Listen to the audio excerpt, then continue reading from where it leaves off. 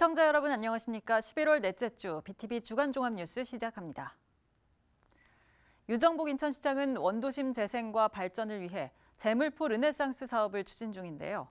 인천시의회에선 이 사업을 위해 철도망 구축이 필요하다는 지적이 나왔습니다. 인천시는 우선 제2공항철도 사업을 재추진하겠다는 계획인데요. 사업 재기획을 통해 제5차 국가철도망 구축 계획에 반영한다는 목표입니다. 이정윤 기자의 보도입니다. 유정복 인천시장의 제1호 공약인 재물포 르네상스 사업. 신성영 인천시 의원은 이 사업의 성공을 위해선 도로와 철도망 구축이 중요하다고 강조했습니다. 사업비와 수요를 어떻게 만들어낼 것인가가 핵심이라고 지적하며 그 대안으로 제2공항철도와 인천발 KTX 연결, 제4 연륙교와 제4 경인고속도로 연결 등을 제시했습니다. 특히 2026년이면 인천국제공항 4활주로와 제2터미널 서편 확장 공사가 완료돼 철도 수요가 급증할 것으로 예상된다는 겁니다. 인천공항의 확장에 맞춰 제2공항철도와 인천역, 숭의역 등 이미 조성된 기존 노선과 역을 활용해 해외 수요를 집중시킬 절호의 기회입니다. 이를 단순히 제2공항철도 기존 계획과 같이 지하로 숭의역을 연결시키는 방법에 국한할 것이 아닌 다양한 연결 방법의 연구를 통해 획기적인 방법을 찾아야 합니다. 인천시는 우선 제2공항철도 건설을 재추진하겠다고 밝혔습니다. 내년에 사업 재계획 용역을 진행해 제5차 국가철도망 구축 계획에 반영하겠다는 구상입니다. 하지만 제4 연륙교 건설은 현재 3개 연륙교가 있기 때문에 면밀한 검토가 필요하다는 입장입니다. 제4 경인고속도로는 교통 수요와 타당성 등을 검토하겠다고 밝혔습니다. 재물포 르네상스를 지원할 수 있도록 중동부와 서울을 연결하는 제4 경인고속화도로 민간 투자 사업을 추진하고 있습니다. 내년부터 시행 예정인 인천광역 간송도로망 효율화 방안 연구 영역을 통해 제4 경인고속화도로와 연계한 교통 수요 및 사업의 타당성 등을 검토하도록 하겠습니다. 신 의원은 영종도 일대에 인천국제신항 건설도 필요하다고 주장했는데 인천시는 항만 기능 재배치는 물론 기업 이전, 신항 건설 등 단계별로 면밀한 검토가 필요하다고 밝혔습니다. BTV 뉴스 이정윤입니다.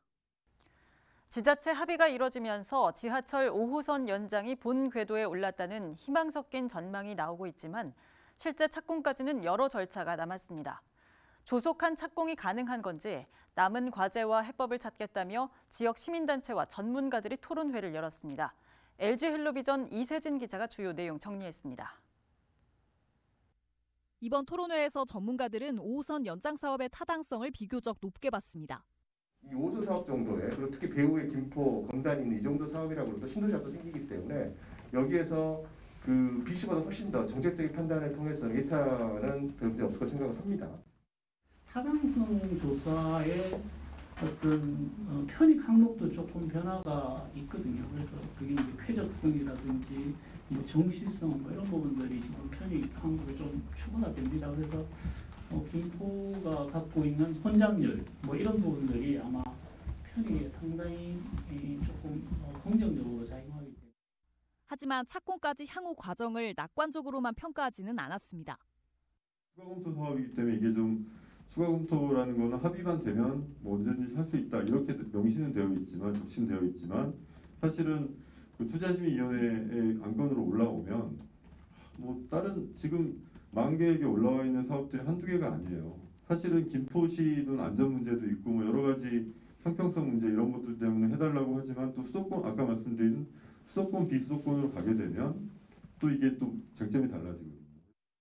아직 협의되지 않은 노선은 사업을 방해할 수 있는 또 다른 변수로 봤습니다.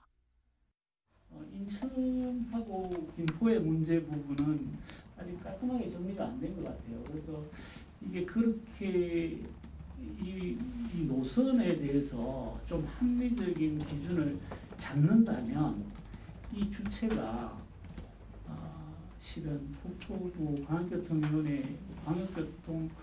광역교통위원회에서 이걸 정리를 좀 해줘야 되는데. 시민단체에서는 서울시와의 합의에서 구체화되지 않은 내용들도 앞으로 풀어가야 할 과제로 꼽았습니다. 앞으로 세부적으로 어떻게 합의를 할 것인가 구체적인 교육을 수립해야 됩니다.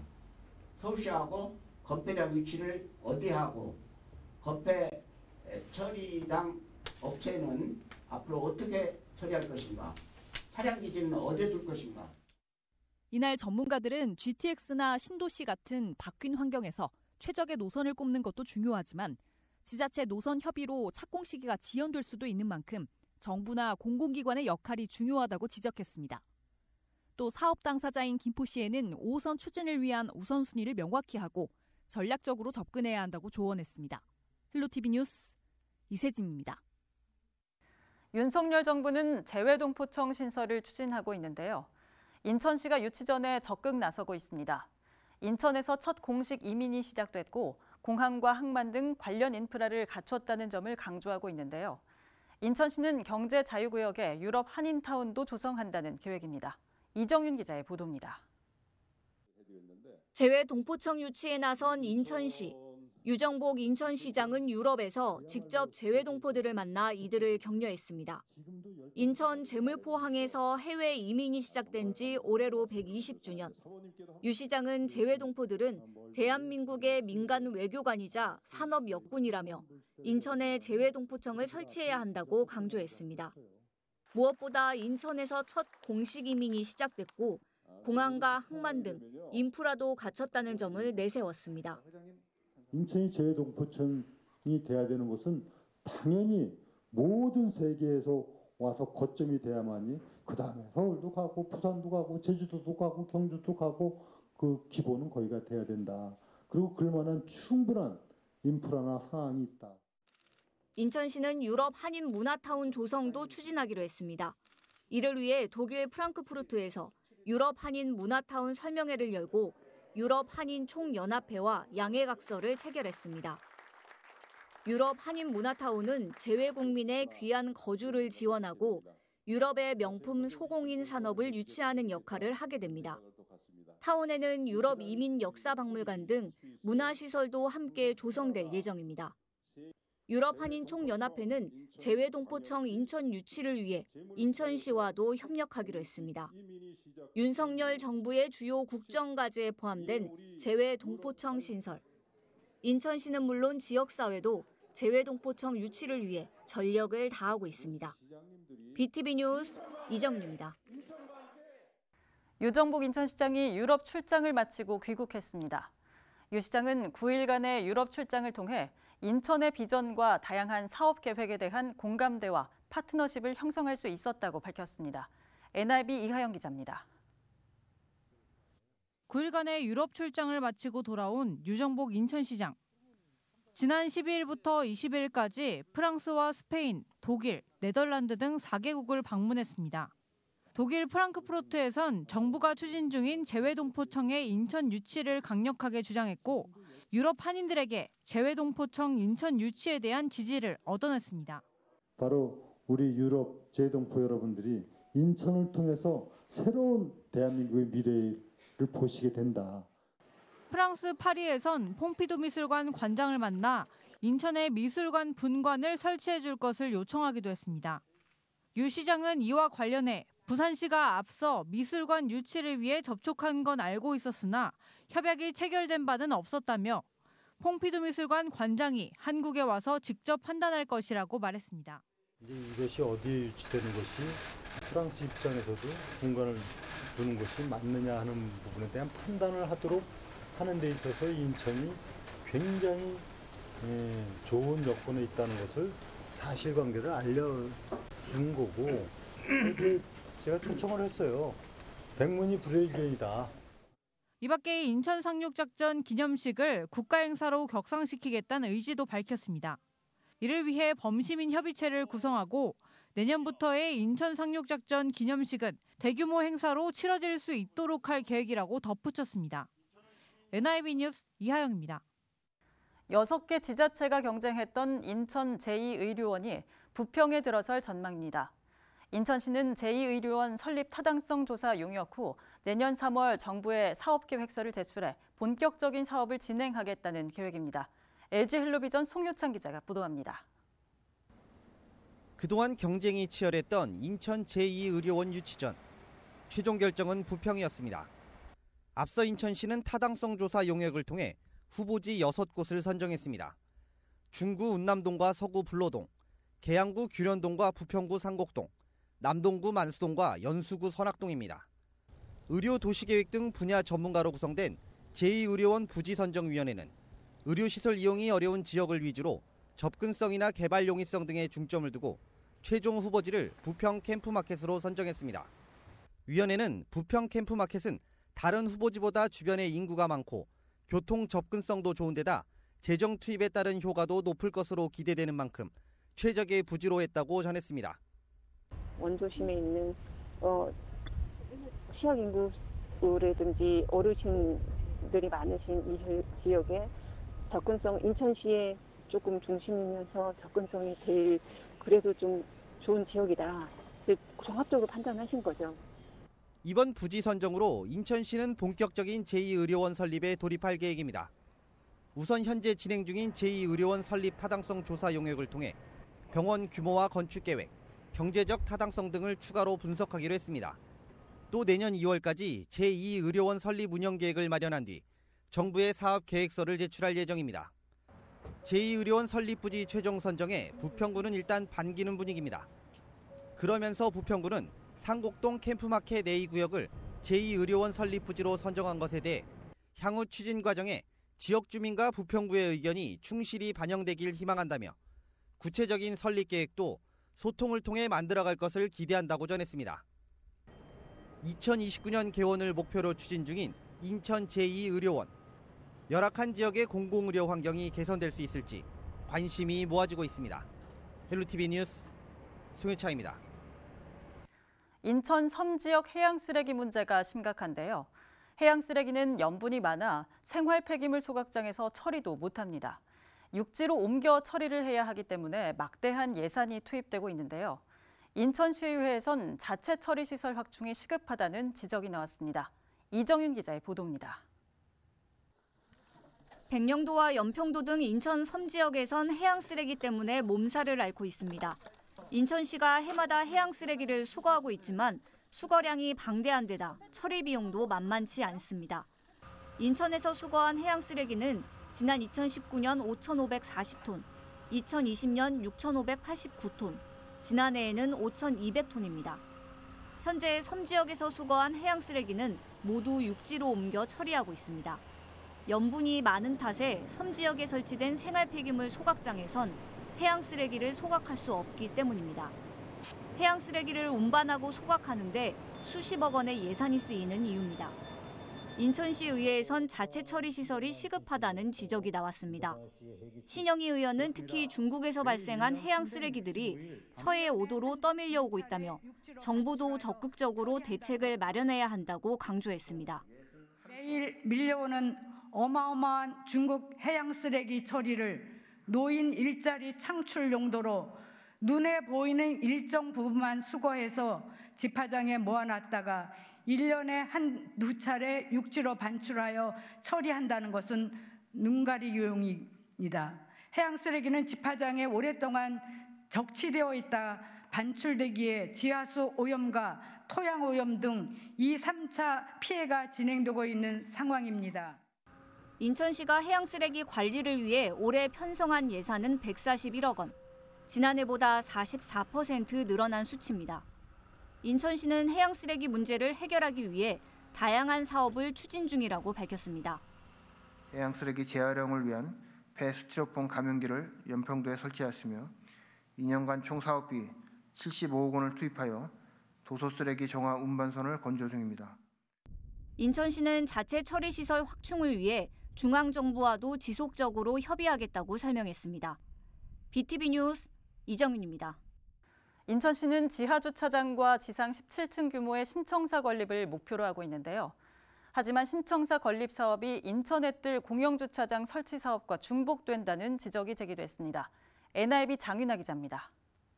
최근 진행된 행정사무감사에서 인천시 신청사 건립 사업이 언급됐습니다.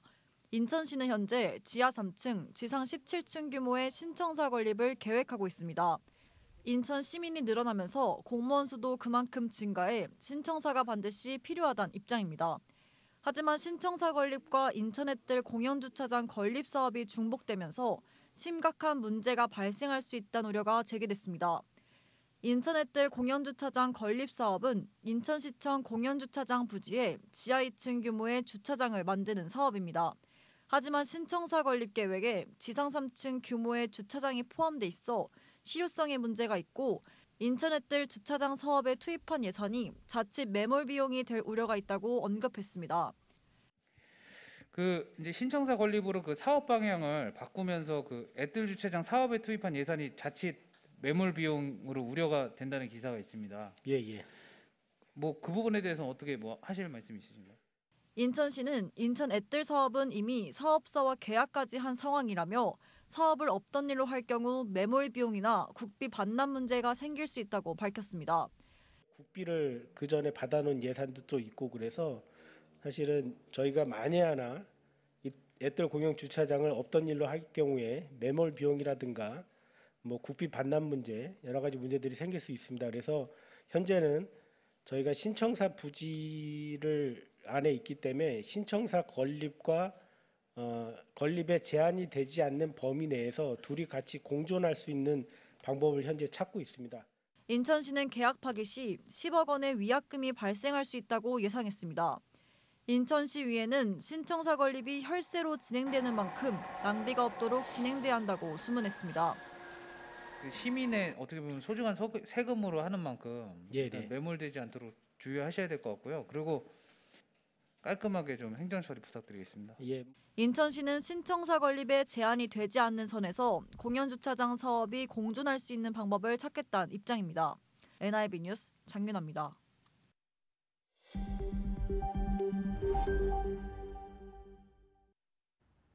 청라국제도시 랜드마크인 시티타워 사업이 10년 넘게 지지부진한데요.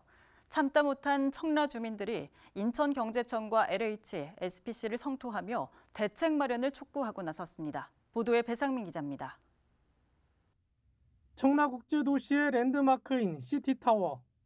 타워 높이만 448m, 국내 최고 높이의 타워로 세계에서도 6번째로 높습니다. 우여곡절 끝에 2017년 보성산업 컨소시엄을 사업자로 정하고 2019년 말 시티타워 첫 삽을 떴습니다. 하지만 얼마 안 가 공사는 중단됐습니다. 사업비를 놓고 시공사 포스코 건설과의 갈등으로 계약 해지 후 재공모 유찰로 1년여 만에 다시 포스코 건설과 재계약한 겁니다. 그러는 사이 사업비도 당초 3,032억에서 4,400억, 다시 5,600억으로 껑충 뛰었습니다. 이번에 늘어난 공사비 분담을 놓고 LH와 SPC 간 이견으로 다시 삐걱거리는 상황. 참다 못한 주민들은 대책 마련을 촉구하고 나섰습니다. 분양가에 사업비가 포함된 시티타워가 10년 넘게 준공되지 않은 건 사기 분양이라며 인천경제청과 LH가 올해 안에 사업 정상화 방안을 마련할 것을 촉구했습니다. 경제청은 책임을 동감하고 시티타워의 완공으로 비로소 청라국제도시가 완성될 수 있도록 이제부터라도 모든 총력을 쏟아야 할 것이며 이들은 사태 해결을 위해 단식, 천막 농성 등 총력 투쟁을 벌이겠다고 밝혔습니다. LH와 SPC 간의 협약서를 공개함이 마땅하며 청라 주민들은 감사 청구를 비롯 모든 수단을 동원하여 정상화 촉구를 위한 투쟁을 강행할 것이다. BTV 뉴스 배상민입니다. 한국GM이 지난 25일 부평 2공장 생산을 중단했습니다. GM은 내년부터 창원 공장과 부평 1공장에서 연간 50만 대의 자동차를 생산할 계획인데요. 부평 2공장 활용 논의는 내년 이후 가능할 것 같습니다. LG헬로비전 이관성 기자가 보도합니다. 한국GM이 25일부로 말리부와 트랙스를 만들어온 부평 2공장 운영을 중단합니다. GM은 내년 신차 생산과 국내 자동차 생산 효율화를 위해 부평 2공장 생산 인력을 창원 공장과 부평 1공장으로 전환 배치하기로 노조와 합의한 바 있습니다. 부평 2공장 생산 인력 1,200명 중 700명은 내년부터 신차를 생산하는 창원 공장으로 옮기고 나머지 500명은 생산량이 늘어나는 부평 1공장으로 배치하는 안입니다. 한국GM 노사는 정착금 지원 등 인센티브를 마련해 창원 공장 이동 희망자를 모집하고 있습니다. 하지만 아직 이동 희망자가 300명도 나서지 않아 인력 재배치까지는 시간이 더 필요한 상황입니다. 부평 2공장을 앞으로 어떻게 활용할지 여부는 아직 알려진 게 없습니다. 한국GM 노사가 지난 9월 단체 협약 때 부평 공장의 미래비전 관련 변화 대응 협의체를 구성하기로 합의한 뒤 후속 논의 일정은 아직 나오지 않았습니다. 한국GM 노사는 내년부터 연간 50만 대로 늘어나는 자동차 생산부터 신경 쓰고 있습니다. 전기차 관련 노사 간 협의는 당장 급하지 않다는 시각입니다.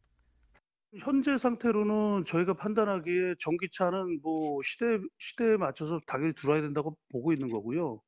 근데 그 일정이 당장은 아니라고 보는 거고, 다만 향후 2, 3년 후에 생산을 위해서는 내년 정도에 협의체를 꾸려서 내년 정도에는 이제 회사의 어떤 그 비전을 보여줘야 된다. 그래서 요청할 것이고, 그 생산에 대한 부분은 바로 내년이 아니라 여하튼 아시겠지만 새로운 차를 만드는 거기 때문에 준비 기간도 필요하고 설계 기간도 필요하고 개발이 아직 안 된 차니까.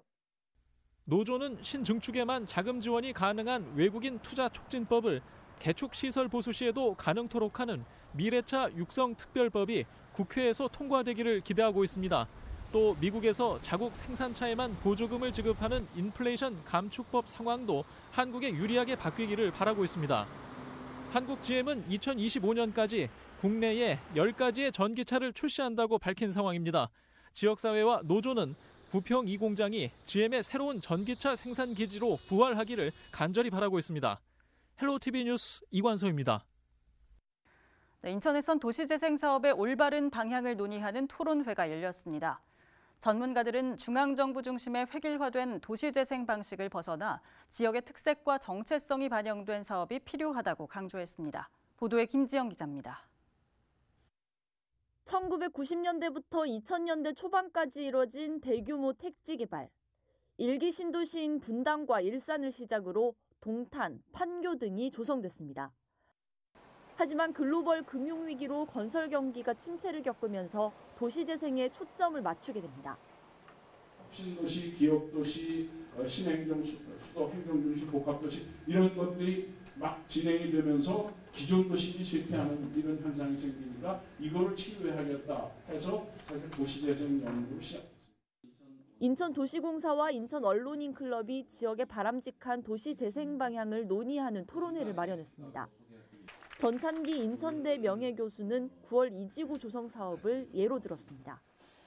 도시 한가운데 대규모 개발이 이뤄지는 만큼 주변 원도심 공동화 현상을 방지할 대비책이 필요하다는 겁니다. 원도심 공동화 대책을 어떻게 할 것이냐. 미리 대책을 안 세우면 이태원 사고처럼 예측이 안 돼가지고 그럼 예측을 우리가 미리 하자는 거죠. 도시의 균형 발전을 위해선 인천도시공사 같은 공공의 역할이 중요하다는 목소리도 나왔습니다. 결국 원도심 인구는 계속 줄어들 가능성이 크고 굉장히 고령화되어 가고 있습니다. 그러니까 이런 상황들이 그러니까 민간 자본에 의해서 쉽게 개선이 돼서 결국 공공의 역할이 굉장히 중요하다는 부분이고. 전문가들은 중앙정부 중심의 획일화된 도시재생 방식을 벗어나 인천의 정체성을 반영한 개발이 필요하다고 입을 모았습니다. 골목 단위에 초점을 맞춰야 한다는 의견도 제기됐습니다. 코로나가 끝나면 수많은 외국 친구들이 올 텐데 그런 친구들이 왔을 때 과연 거대하고 크고 깨끗하고 이런 것들의 매력을 느낄까? 지금부터는 저는 이제는 좀 골목에 굉장히 많이 좀 집중을 했으면 좋겠다는 생각이 들어지고. 인천도시공사는 이제는 주거 중심의 도시재생을 벗어나 항만과 산업단지 등 특색 있는 지역 재생 사업을 준비할 때라면서 향후엔 섬 재생 사업 등 인천의 자산을 발굴하기 위한 노력을 지속해 나가겠다고 강조했습니다. BTV 뉴스 김지영입니다. 매매가 대비 전세가 비율이 80% 이상이면 소위 깡통전세라고 하는데요. 특히 미추홀구 등 인천 지역 일대 깡통전세 문제가 심각합니다. 전세 사기 피해 지원을 위한 센터가 조속히 설치돼야 한다는 목소리가 높아지고 있습니다. NIB 원태규 기자의 보도입니다. 통상 매매가 대비 전세가 비율이 80% 이상이면 소위 깡통 전세라고 표현합니다. 하지만 미추홀구와 연수구, 부평구 등 인천의 연립 다세대 주택의 전세가 비율은 평균적으로 88%에 달합니다. 이는 전국 평균과 비교해도 높은 수치입니다. 미추홀구의 깡통 전세 문제는 더 심각합니다. 지난 9월 기준 미추홀구 내에서는 19개 단지가 전세 사기 피해를 당했습니다. 이 중 618세대가 임의 경매로 넘어갔고 피해 금액만 426억 원으로 추산되고 있는 상황. 하지만 문제는 피해 구제를 위한 정부 정책에서 인천이 소외되고 있다는 겁니다. 전국에서 전세 사기 피해 지원센터는 서울에 단 한 곳만 설치됐습니다. 인천에서 피해를 입은 세입자들은 서울 강서구까지 가서 상담을 받아야 하는 실정입니다. 배상록 미추홀구 의회 의장은 이는 300만 인천 시민을 무시하는 행위라고 지적했습니다. 수도권에 집중되어 있는 전세 사기 피해를 지원해주기 위해 설립된 피해 지원센터가 서울에서만 있다는 것은 300만 인천광역 시민을 무시하는 지역 차별에 해당하는 부당한 서사입니다. 또 정부의 이 같은 조치에 국민의 아픔을 헤아리지 못하는 정부는 존재의 의미가 없다고 강도 높게 비판했습니다. 국민의 아픔을 헤아리지 못하는 정부는 존재의 의미가 없는 것입니다. 서민의 전 재산인 전세 보전금을 보존하는 것은 그들의 목숨을 보존하는 것과 다를 바 없습니다. 배상록 의장은 전세 사기 피해 지원센터의 인천 설치를 강력하게 촉구했습니다. 또 정부가 법률 상담과 피해자들의 손실을 보전하고 새로운 삶의 터전을 마련해주는 지원이 필요하다고 강조했습니다. NIB 뉴스 원태규입니다. 인천의 대표 원도심 동구는 인구가 계속 줄면서 5만 명대로 떨어졌죠. 최근 재개발, 재건축이 활발하게 진행되면서 2024년에는 인구가 10만 명을 넘어설 것으로 기대를 모읍니다. 인구 증가와 더불어 좋은 일자리를 만드는 게 중요한 과제인데요. 동구가 일하기 좋은 도시를 만들기 위해 대기업 4곳과 협력하기로 했습니다. 이정윤 기자의 보도입니다. 동구는 인천의 대표적인 원도심으로 꼽힙니다. 지역의 가장 큰 현안은 인구 감소. 인구 유출이 계속되면서 결국 5만 명대까지 떨어졌습니다. 이 때문에 김찬진 동구청장은 인구 증가를 최우선 목표로 세웠습니다. 목표는 2024년까지 인구 10만 명 달성. 양질의 일자리를 확대하는 것도 중요한 과제 중 하나인데 이를 위해 관내 대기업들과 손을 맞잡았습니다. 현대제철, 현대두산인프라코어, 동국제강, 두산산업차량 등 대기업 4곳과 일자리 협력 체계를 구축한 겁니다. 이 4개 회사는 우리 동구 주민들의 양질의 일자리를 이제 얻을 것이고요. 그리고 우리 동구 주민들은 대기업 4개 회사에 취업할 수 있는 길이 좀 더 넓어졌다고 볼 수 있겠습니다. 우리 동구는 일자리가 편한 동구, 그리고 또한 동구 주민들이 더 많은 양질의 일자리를 얻을 수 있는 동구, 기업하기 좋은 동구를 만들기 위해서 열심히 더 노력하도록 하겠습니다. 기업들은 일자리 창출을 위해 취업 지원 서비스를 함께 제공하기로 했습니다. 동구 지역 주민들에게 채용 기회도 늘린다는 계획입니다. 동구는 이번 협약을 계기로 맞춤형 취업 지원을 강화해 일하기 좋은 동구를 만들겠다는 계획입니다. BTV 뉴스 이정입니다. 우리나라 전체 취업자 가운데 중소기업 취업자 비중이 90%에 이르는데요. 기업인들의 고령화가 심각하지만 기업 승계마저 어려워 상당수 중소기업이 매각이나 폐업을 고민하고 있습니다. 중소기업들이 기업 승계를 위한 세제 개편을 촉구하고 나섰습니다. 배상민 기자입니다. 대한민국 산업화를 이끈 베이비붐 세대 은퇴가 본격화하면서 1세대 기업인들의 고령화도 심화되고 있습니다. 국내 중소기업 대표의 평균 연령은 2020년 기준 55세에 육박합니다. 60대 이상 비중은 30.7%, 70대 이상도 4.3%로 10년 전과 비교해 2배 이상 증가했습니다. 열악한 경영 환경상 전문 경영인을 쓰기 어려워 자녀로의 기업 승계가 필요하지만 외국에 비해 높은 세부담, 엄격한 세제 요건으로 다수의 기업이 승계를 포기하고 매각이나 폐업을 고민하고 있습니다. 이런 가운데 지난 9월 정부가 중소기업의 원활한 기업 승계를 위한 세제 개편안을 발의했습니다. 하지만 일부 정치권에서 부자 감세, 부의 대물림이라며 반대해 법안 통과가 불투명한 상황. 이에 인천 지역 8개 경제단체와 중소기업 협동조합이 세제 개편안 국회 통과를 촉구하고 나섰습니다. 증여세 과세 특례의 한도를 가업 상속 공제 수준으로 확대시켜야 합니다. 사후 관리 요건도 유연화해야 합니다. 마지막으로 기업이 혁신하고 성장할 수 있도록 업종 유지 요건이 폐지되어야 합니다. 이들은 중소기업이 문을 닫으면 세수와 일자리 감소는 물론 지역 경제에도 악영향을 미친다며 선진국과의 형평성 있는 제도 개선을 요구했습니다. BTV 뉴스 배상민입니다. 남동구가 내년도 예산안 1조 887억 원을 편성해 구의회에 제출했습니다. 올해보다 약 8% 증가한 규모인데요. 일자리 창출을 통한 지역경제 회복과 사회 안전망 강화, 자연 친화 도시 조성을 재정 운용 방향으로 제시했습니다. 김지영 기자의 보도입니다. 남동구가 의회에 제출한 내년도 본예산 규모는 1조 887억 원입니다. 재정 운용 방향은 크게 3가지입니다. 첫 번째는 침체된 지역경제 회복과 일자리 창출입니다. 관련 예산으로 노인 일자리와 사회활동 지원에 213억 원을 편성했고 장애인 일자리, 사회적 기업과 취약계층 일자리 사업에 49억 원을 편성했습니다. 지역경제 핵심인 남동산단 지원 사업도 확대합니다. 그 일환으로 산단 입주 기업에 ESG 경영 컨설팅을 지원하는 데 2억 5천만 원, 스마트 공장 조성에 1억 원을 투입합니다. 우리 남동구의 성장 동력으로 역할을 해온 남동산업단지와 송도 바이오밸리의 연계 발전을 도모하고 바이오 소부장 국산화 추진과 뿌리 산업 지원을 위한 ESG 경영 컨설팅을 지원하고 두 번째로는 사회 안전망을 강화해 안전한 도시를 만들겠다고 강조했습니다. 취약계층 지원을 위한 사회복지 예산은 7,200억 원으로 남동구 한 해 예산의 66%를 차지합니다. 취약계층 산후조리비 지원에 4억 원 등을 신규 편성했습니다.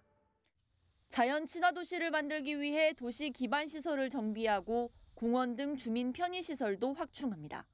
미세먼지 차단숲 조성에 40억 원, 원도심 녹색 쉼터 조성 사업에 13억 원 등을 편성했습니다. 또 소래포구를 중심으로 한 관광벨트 조성 사업을 구체화한다는 계획입니다. 이를 위해 소래포구에서 한강으로 이어지는 관광백길 조성이 포함된 소래 관광벨트 타당성 조사 용역비 2억 5천만 원을 편성했습니다. 소래포구에서 경인 아라뱃길을 따라 한강을 연계한 관광 요람백길을 구축하고 소래 습지생태공원과 시흥 객골 공원을 연계한 국가도시공원 추진 등 관광도시로서의 면모를 갖추기 위해 심혈을 기울이겠습니다. 남동구의 내년 예산안은 올해보다 약 8% 증가한 규모로 금액으로는 806억 원 늘었습니다. 예산안은 구의회 심의를 거쳐 다음 달 19일 최종 확정됩니다. BTV 뉴스 김지영입니다. 화재 현장이나 환경 감시 등 드론은 이미 우리 사회의 여러 분야에서 사용되고 있는데요. 등하굣길 아이들의 안전 관리에도 드론이 활용됩니다. 인천에서 처음으로 드론을 활용한 스쿨존 안전 캠페인이 진행됐습니다. 보도에 김지영 기자입니다. 인천 중구의 한 초등학교, 학생들의 등교가 한창입니다. 같은 시간 운동장에선 드론이 하늘로 날아오릅니다. 곧이어 스피커에서 안내 방송이 흘러나옵니다. 안녕하세요. 이곳은 인천초등학교 대학 어린이 보호교입니다. 청운대 스마트 모터 산업 혁신센터와 인천 테크노파크 항공산업센터, 드론 제조사 아세타가 함께 스쿨존 안전 캠페인을 진행했습니다. 소방이나 환경 등 여러 분야에서 드론이 쓰이고 있지만 스쿨존 안전 감시용으로 활용된 건 이번이 처음입니다. 네, 인천은 드론과 관련돼서는 가장 선도 도시를 추구하고 있습니다. 그러다 보니까 다양한 서비스 어떤 활동들을 할 수 있는지를 계속 찾고 있는 과정에 있고요. 어린이들의 안전을 좀 한번 신경 써 볼 수 있는 그런 서비스를 기획해 보면 어떨까라는 생각에 드론은 카메라로 실시간 도로 상황을 확인할 수 있고 이동도 용이하다는 장점이 있습니다. 소음이나 배터리 등 기계적 단점을 보완하면 스쿨존 안전관리에 충분히 활용될 수 있을 거란 기대가 나옵니다.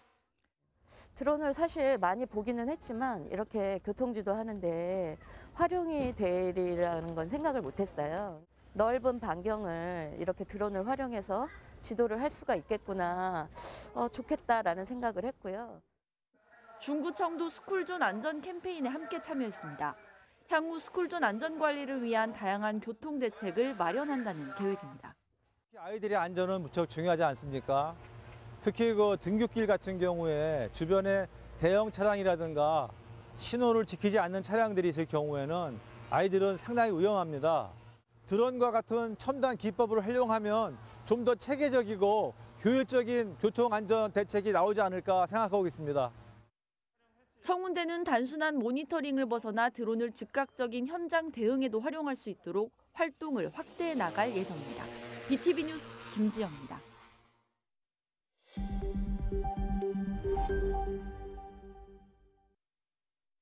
우리나라 공식 이민은 120년 전 인천에서 시작됐습니다. 이민자들이 처음 정착한 곳은 하와이인데요.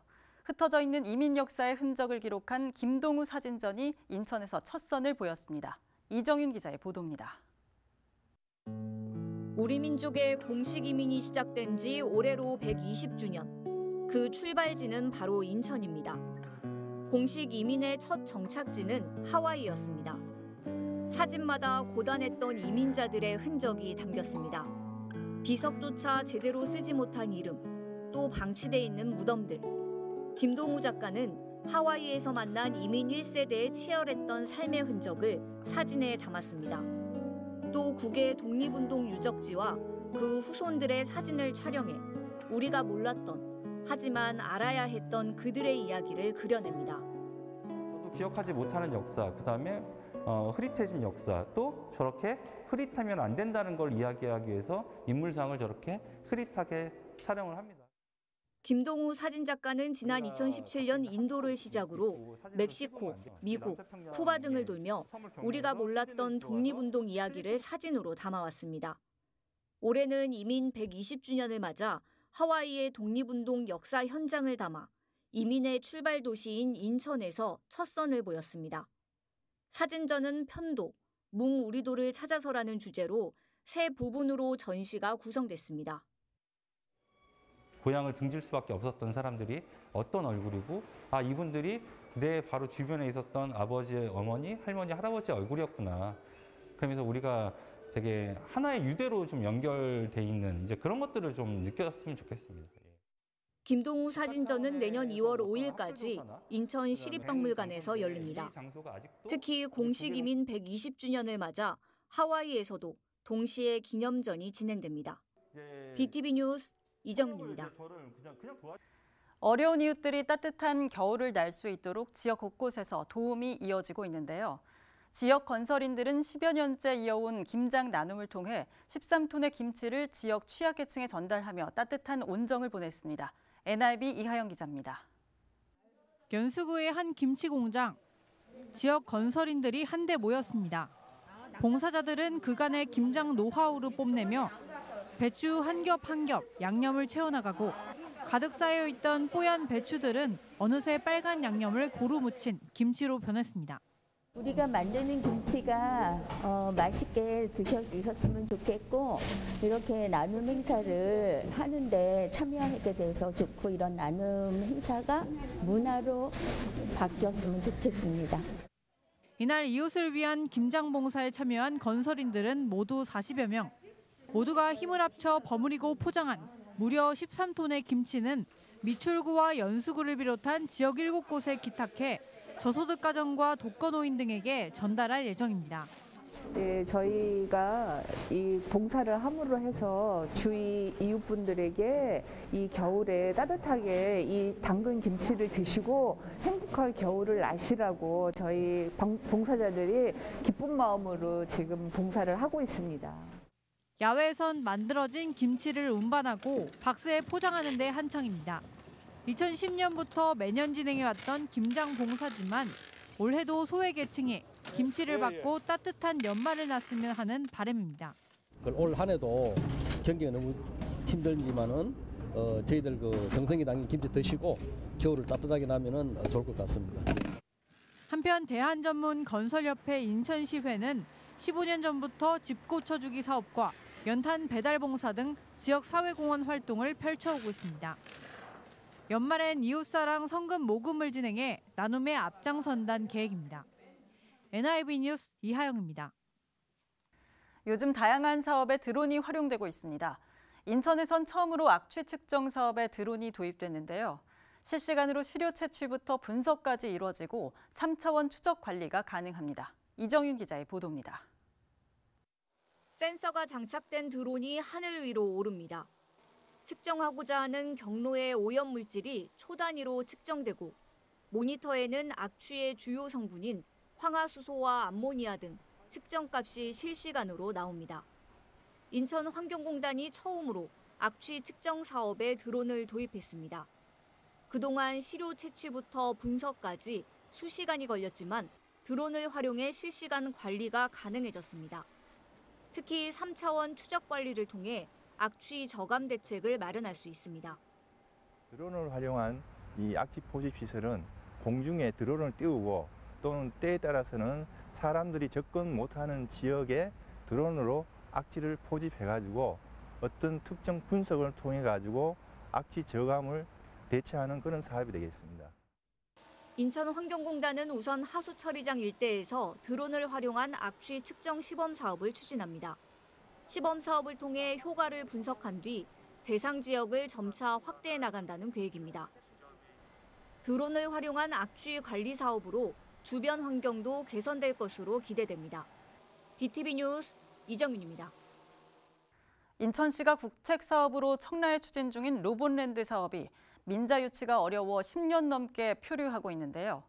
시는 부지 소유주인 인천도시공사에 사업 참여를 요청했지만 양측 간 협의만 2년이 다 돼가는데도 아직 접점을 찾지 못하고 있습니다. 배상민 기자입니다. 지난 2009년 정부가 경남과 함께 로봇랜드로 지정 고시한 인천 로봇랜드. 테마파크와 지능형 로봇 산업 육성을 위해 청라경제자유구역 76만 9천 제곱미터 부지에 총 사업비 7,113억 원이 투입됩니다. 이미 사업이 완료된 경남 로봇랜드와 달리 인천은 2017년 공익시설 2개 동이 준공된 게 전부입니다. 투자 유치 지연으로 표류하는 사업 정상화를 위해 지난해 1월 인천시는 부지 소유주인 인천도시공사에 공동사업 시행 참여를 요청했습니다. 공사가 지난 6월 낸 해명 자료를 보면 공사는 시의 정책 실현 기관으로서 적극 참여하기로 하고 지난해 4월 사업계획 수립 용역에 착수해 사업계획을 검토 중이라고 밝혔습니다. 하지만 해당 용역은 올해 초 중지됐습니다. 시와 협의 중이라는 이유 때문입니다. 공사는 사업성 확보를 위해 테마파크 공간 구조 전환, 워터프런트 조성, 대규모 공공녹지 조성, 사업용지의 상업, 업무, 복합용지 변경을 제시했습니다. 이에 대해 인천시는 공사가 제안한 대규모 사업 변경은 곤란하다며 거절했습니다. 공사는 이와 함께 조성 실행계획 변경은 6개월 이내이며 후속 인허가 절차도 단기간에 변경이 가능하다고 덧붙였습니다. 시와 공사 간 협의가 아직도 진행 중인데다 산업부의 조성 실행계획 변경 승인, 경제청의 토지 이용 계획 승인, 여기다 공사의 사업 참여를 위해선 지방공기업 평가원 심사까지 거쳐야 하는 상황. 인천시는 일사천리로 진행되면 인허가 절차의 15개월, 변수가 생기면 더 늦어질 수 있다고 전망했습니다. BTV 뉴스 배상민입니다. 이번 주 준비한 소식은 여기까지입니다. 이상으로 BTV 주간 종합 뉴스를 마칩니다. 편안한 주말 보내시길 바랍니다.